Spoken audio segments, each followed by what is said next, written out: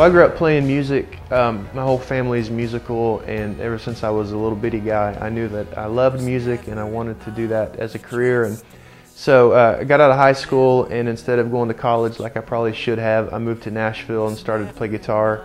I started playing with a worship leader named Dennis Jernigan, who really began to mentor me and kind of teach me a lot about music and ministry and worship. And so I really got my feet wet traveling with Dennis. And then I joined a group called FFH and became a full-time member in 2004 and moved to Nashville and started traveling with those guys. And about a year into playing with FFH, proposed to my fiance at the time.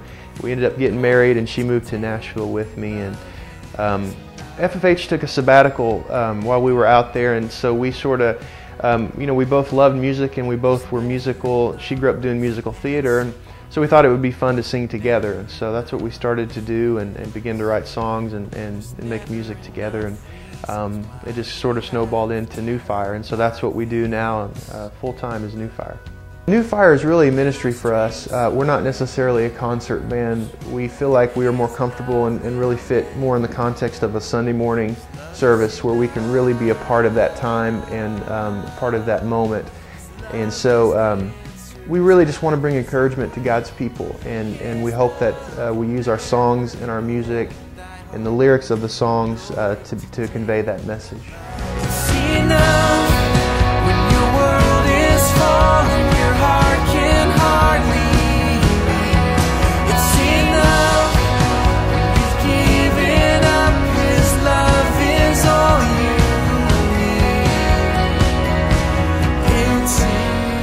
When I was growing up, I was always taught about God's faithfulness and the love He had for me and the plans that He had for me.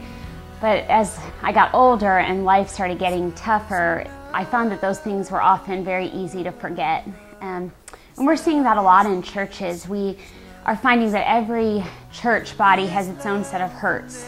Each person has their own story, and there just seems to be this brokenness that we're running into. And Jonathan and I feel like it is our calling to maybe try to remind these people of the hope they have in Jesus.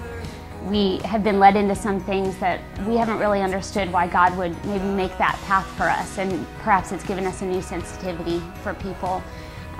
We just want to remind them of the great promises they have in the Lord and the hope that they have in them, because sometimes that's all we have to hold on to.